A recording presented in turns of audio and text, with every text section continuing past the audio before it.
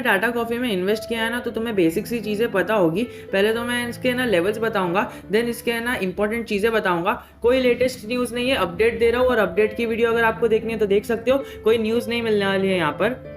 Tata coffee limited के बारे में बात करेंगे। वन डे का चार्ट पैटर्न, मैं ऐसा एक हर एक टाइम का चार्ट पैटर्न और ये नहीं बताऊंगा कि इसमें इतने रिटर्न्स है और इसमें इतने रिटर्न्स है। मैं आपको सीधा बताऊंगा कि हमें यहाँ पर है ना एक रैली देखने मिली थी, एंड देन रैली के बाद यहाँ पर है ना ये थोड़ा सा गिरने के बाद कंसोलिडेट कर रहा है। अब कई सारे लोगों का ये मानना है कि अभी ये नीचे जाएगा, तो हमें किस लेवल पर बाय करना चाहिए और किस लेवल पर यहाँ पर स्टॉप लॉस रख के चलना चाहिए। 5 दिन में अगर रिटर्न्स देखें तो हम 1.5% की गिरावट है, बट ये सब चीज़ नहीं ना देखते हुए हम सीधा चार्ट पर देखते हैं, तो हमें यहाँ पर कुछ ना कुछ एक फैमिलियर सी चीज़ दिख रही है। नीचे गया, ऊपर आया,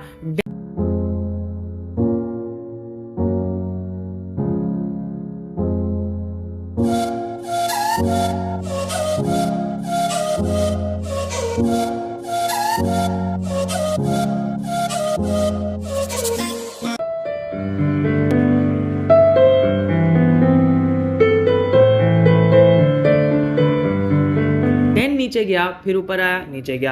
अब ये ऐसा क्यों हो रहा है, मैं आपको सीधा बात बताऊं, ओनली बिकॉज यहाँ पर जो इन्वेस्टर्स है वो बहुत ज़्यादा पैनिक होके रखे हैं। बिकॉज है ना यहाँ पर 1 महीने पहले, 2 महीने पहले है ना, हमें ऐसा था कि रिजल्ट बहुत अच्छा आएगा, ओनली बिकॉज अभी तो लॉकडाउन भी खुलने वाला है और कॉफ़ी की डिमांड भी बढ़ रही है। ब्राज़ील का भी हुआ था, यहाँ पर ब्राज़ील ने प्रोडक्शन कम कर दिया था, तो फिर यहाँ पर ये सारी चीज़ें होगी। देखिए ये भी चीज़ है कि ब्राज़ील यहाँ पर कॉफ़ी नहीं बना रहा था, अब ब्राज़ील कॉफ़ी बनाता है, ब्राज़ील शुगर बनाता है। मैंने आपको है ना किसी एक शुगर के वीडियो में बताया था कि ब्राजील का यहाँ पर जो न्यूज़ आ रही है ना यहाँ पर उसकी, वो न्यूज़ टेम्पररी है। ब्राजील इतनी बड़ी कंट्री है ना कि बस यहाँ पर ये थोड़ी ऐसी अफवाह फैलाने वाली तो न्यूज़ नहीं कह सकते, और एक्चुअल वहाँ पे प्रॉब्लम थी, बट स्टिल वो ऐसी एक स्टेबल कंपनी है ना, मतलब कंपनी नहीं कह सकते, कंट्री है।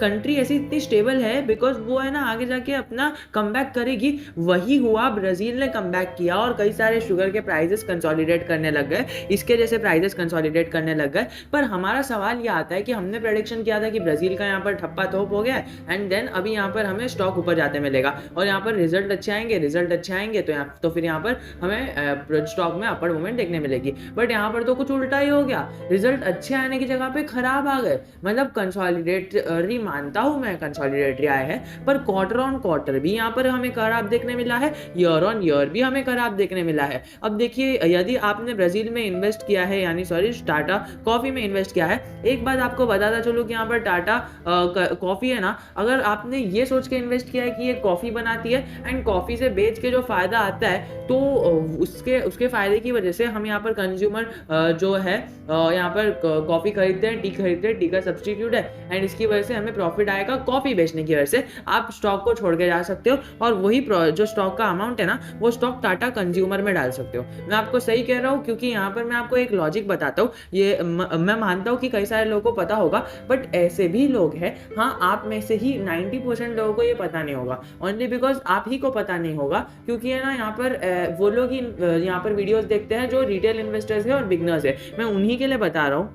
देखिए, टाटा कॉफ़ी जो कॉफ़ी बेचता है ना, उसका है ना 100% कॉफ़ी जो रहती है, उसमें से जो 80% कॉफ़ी रहती है वो रहती है ग्लोबली, मतलब जो मतलब इंडिया में बनती है, लेकिन उसकी जो 80% कॉफ़ी जो बनती है ना, वो जाती है बाहर के देशों में, एक्सपोर्ट हो जाती है। ये बात सही हो गई, क्लियर हो गई। अब सर यहाँ पर 20% बच गया, वो सर इसका क्या होगा, मैं बताता हूँ ना। 20% जो बच गया ना, वो आता है हमारे भारत देश इंडिया में। अब इंडिया में भी है ना एक बड़ा कॉन्ट्रैक्ट इनको है ना स्टारबक्स के साथ मिल जाता है। अब हमें क्या लगा कि यहाँ पर है ना ब्राजील अपना जो प्रोडक्शन है वो कम कर देगी और यहाँ पर ठप्पा थोप हो गया, एंड दैट इज वाई यहाँ पर स्टॉक के प्राइसेस बढ़ जाएंगे। मैंने आपको पहले भी कहा था और अभी भी कह रहा हूँ, टाटा कॉफी जो है, टाटा कॉफ़ी का जो रहता है ना, वो कॉन्ट्रैक्ट्स बनते हैं। ऐसा नहीं कि अभी बीच में ऐसा हो गया, कॉन्ट्रैक्ट के बीच में यहाँ पर ब्राज़ील का वो हो गया एंड देन ये लोग और खरीदना चालू कर देंगे। नहीं, ऐसा नहीं होता है। बड़ी बड़ी यहाँ पर सेगमेंट्स में है ना, यहाँ पर कॉन्ट्रैक्ट्स देखने मिलते हैं। ओके, 1 साल तक मैं यहाँ पर इतने माल खरीदूंगा, that is why which helps analyst and financial experts to get us results accurate, because उन्हें लगता है कि हाँ अभी स्टारबक्स के साथ इनके इतना ये हो गया कि हमें 1 साल में इतनी कॉफ़ी लेंगे। ओके, तो इन्हें पता चल गया कि स्टारबक्स से जो मेजर रेवेन्यू आता है 80% रेवेन्यू आता है, ओके, मतलब फॉर एग्जाम्पल, हाँ, मैंने यहाँ पर देखा नहीं है कि स्टारबक्स से कितना रेवेन्यू आता है, बट स्टिल यहाँ पर फॉर एग्जाम्पल 80% रेवेन्यू आता है, जो उससे कम ही होगा, बट स्टिल 80% पकड़ के चलता है, 80% रेवेन्यू आता है, तो वो लोग बाकी का 20% कैलकुलेट करके फ्यूचर एस्टिमेट दे देते हैं एंड स्टॉक की प्राइस की वैल्यू दे देते हैं। इस चैनल पे आपको स्टॉक की प्राइस की वैल्यू तो नहीं मिलेगी, लेकिन ये मिलेगा कि टाटा कॉफी का जो है ना वो एक सब्सिडरी है। सब्सिडरी मतलब छोटी कंपनी, और यहाँ पर फायदा मेजरली टाटा कॉफी को होता है, लेकिन जो मेजर फायदा होता है ना, मेजर फायदा वो होता है टाटा कंज्यूमर को। इसीलिए मैंने कहा कि यदि आप यहाँ पर सोच रहे हो कि यहाँ पर है ना इसके कॉफी के बिजनेस की वजह से मैं इसमें इन्वेस्टेड रहूं, तो ये भूल गलती से भी मत करना, बिकॉज है ना टाटा कंज्यूमर में बहुत सारी चीज़ें हैं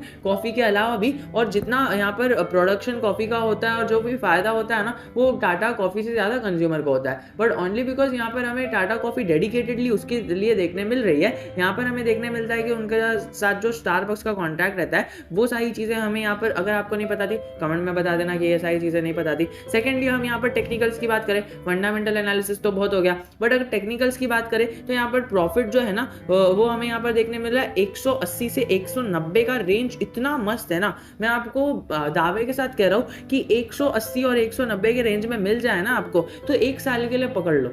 मतलब ऐसा रहता है ना कि ओके मुझे स्विंग ट्रेड करना है 1-2 साल के लिए करना है, क्या करूँ, तो मैं यहाँ पर बता के चलूँ 180 के से 190 के रेंज में मिल जाए पकड़ लेना। मैं आपको यहाँ पर बता रहा हूँ टाटा कॉफ़ी का प्राइस क्या चल रहा है, कुछ 200 प्लस चल रहा है, ओके। यहाँ पर जब भी आपको दिखे कि 200 पे टच कर रही है प्राइस, मतलब 200 हो गया या फिर 199 हो गया या फिर 201 हो गया, हमारी यहाँ से पर्सनली मैं कह रहा हूँ कि मुझे इस स्टॉक के अंदर इतना कुछ है नहीं, ऑल्दो ये अपने सेक्टर का मार्केट लीडर है और अंडर वैल्यूड भी है, बट स्टिल मेरी इसमें इन्वेस्टमेंट इसमें नहीं है। बट स्टिल मुझे कई सारे कमेंट्स आए थे and that is why I made the video. And stock में कोई बुराई नहीं है, बट स्टिल मुझे ऐसा लगता है कि पोर्टफोलियो में है ना, मैं एक पर्टिकुलर हर एक बंदे का पोर्टफोलियो होता है। And I also tell you कि अगर आपको पोर्टफोलियो बनाना, अगर आपने पोर्टफोलियो नहीं बनाया है, आप बनाकर मुझे सेंड कर दीजिए किसी भी कमेंट में, मैं रीड करके आपको बता दूंगा कि इस पे और क्या ऐड करना चाहिए, या फिर ये चीज़ क्यों नहीं ऐड करनी चाहिए, और क्या ऐड कर देना चाहिए, कितना हिस्सा डिवाइड करना चाहिए। या फिर अगर आपको नहीं भी भेजना है ना, आप मुझे एक डाउट कोई भी आएगा वो मुझे पूछ लेना, या फिर कुछ भी कर लेना, मैं आपको फ्री में हेल्प करने के लिए तैयार हूँ। खैर मूविंग टुवर्ड्स दैट टॉपिक, यहाँ पर मैं क्या बता रहा हूँ कि 200 के रेंज में आया ना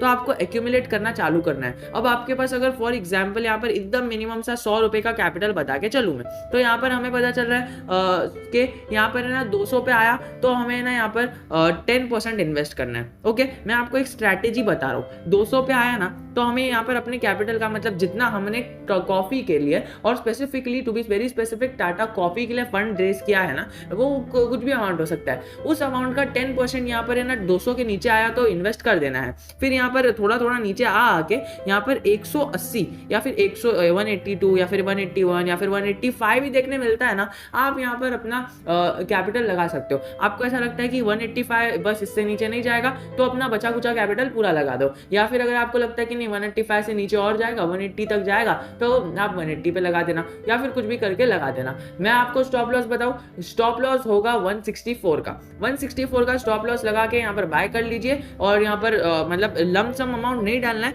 SIP करके डालनी है। अब कई सारे लोगों का पैसा इसमें अटका हुआ है एंड दे थिंक यहाँ पर पैसा डूब गया।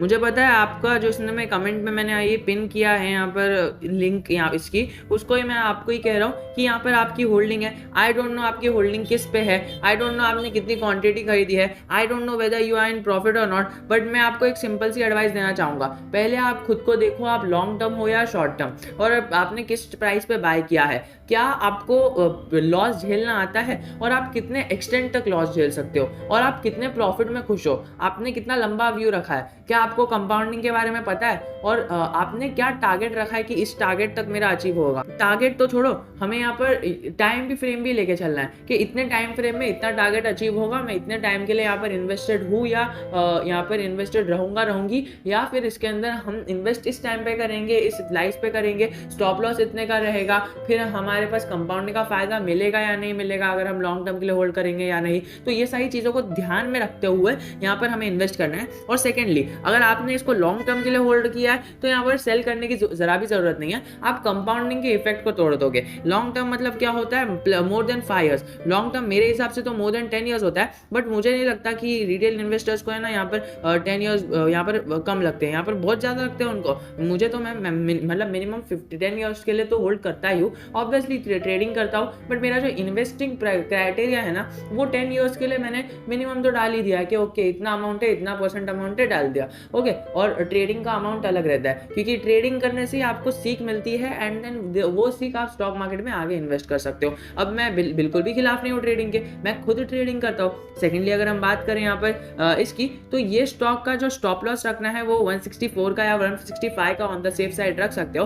165 का स्टॉप लॉस रखकर यहाँ पर 180 तक का आता है तो यहाँ पर लास्ट कैपिटल डालना है आपको, है ना, हिस्सों में डिवाइड कर देना है कि 200 पर आएगा। अभी हर एक का बिलीफ सिस्टम अलग अलग रहता है कि इतने तक गिर सकता है, इतने तक गिर सकता है और इतने तक गिर सकता है। तो यहाँ पर अपने हिसाब से यहाँ पर सबसे पहले 200 पर के आसपास आ गया ना तो आपको थोड़ा कैपिटल इन्वेस्ट करना है, और नीचे आया थोड़ा करना है, थोड़ा करना है, थोड़ा करना है, फिर एक पॉइंट पे आपको लग जाए कि बस इससे नीचे नहीं जा सकता, पूरा कैपिटल डाल दो। वो नहीं कह रहा कि आपके पास फॉर एग्जांपल 10 लाख रुपए है, और 10 लाख रुपए तो बिगनर के पास होने भी नहीं चाहिए ऑब्वियसली, बट फॉर एग्जांपल अगर आपके पास इन टोटल 10 लाख रुपीज है तो एक किसी सेक्टर में, एक इंडस्ट्री में, एक स्टॉक में पैसा कभी मत लगाओ। मैं तो एक इंडस्ट्री की बात कर रहा हूँ। आप ऐसा करोगे यहाँ पर हमें फॉर एग्जाम्पल TCS भी खरीद लिया, FCS सॉफ्टवेयर भी खरीद लिया, फिर यहाँ पर टेक महिंद्रा भी खरीद लिया, और फिर हैप्पीएस्ट माइंड भी खरीद लिया। काय को खरीदने का है, विप्रो, इन्फोसिस सब खरीद लिया।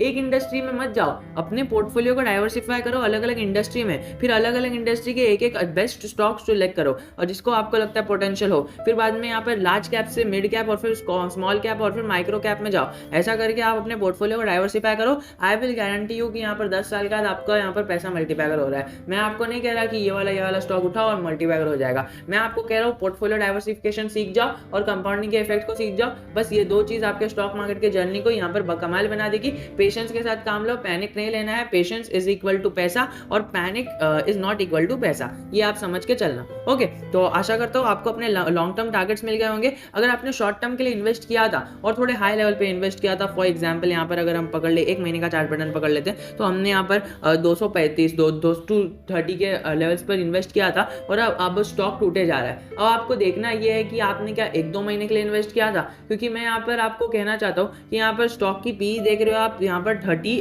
की है। 30 की पी इन द सेंस ये ओवर सोल्ड जोन पे तो नहीं कह सकते, बट इसका वैल्यू बहुत कम है, अंडर वैल्यूड है। अब आप देखो कि RSI किस लेवल पे ट्रेड कर रहा है। RSI अगर ज़्यादा हाई लेवल पे होगा, यहाँ पर मैं आपको बता सकता हूँ बट मैं नहीं बताऊंगा, यहाँ पर मुझे पता है, मैंने देखा था, बट स्टिल आपका काम होगा। RSI अगर 40 के आसपास है तो आप यहाँ पर बाय करके चल सकते हो, और मतलब अगर आपने लॉन्ग लेवल पे इन्वेस्ट किया है और शॉर्ट टर्म के लिए इन्वेस्ट किया है तो आप यहाँ पर जो लास्ट का लेवल है ना, अभी जो लेवल चल रहा है यहाँ पर, अगर आपने शॉर्ट टर्म फॉर एग्जांपल 1-2 महीने के लिए इन्वेस्ट किया है तो रहने दो, या फिर अगर आपका पैसा डूब रहा है, आपको लग रहा है डूब जाएगा, तो आप ज्यादा पैनिक हो रहे हो तो यहाँ पर आप थोड़ा सा रुक जाओ, या फिर अगर नहीं रुकना चाहते, किधर और लगाना चाहते हो, आप टोटली एग्जिट कर सकते हो। बिकॉज मैं आपको समझा तो नहीं सकता, at the end of the day it's your money. And अगर आपको कोई स्ट्रैटेजी चाहिए तो सबसे बेस्ट स्ट्रैटेजी जो है ना, आप डेट फ्री पेनी स्टॉक चुनो, डेट फ्री पेनी स्टॉक नहीं, डेट फ्री स्टॉक चुनो। सेकेंडली मैनेजमेंट देखो, थर्डली लॉन्ग टर्म होल्ड कर लो, पैसा डबल होगा ही होगा।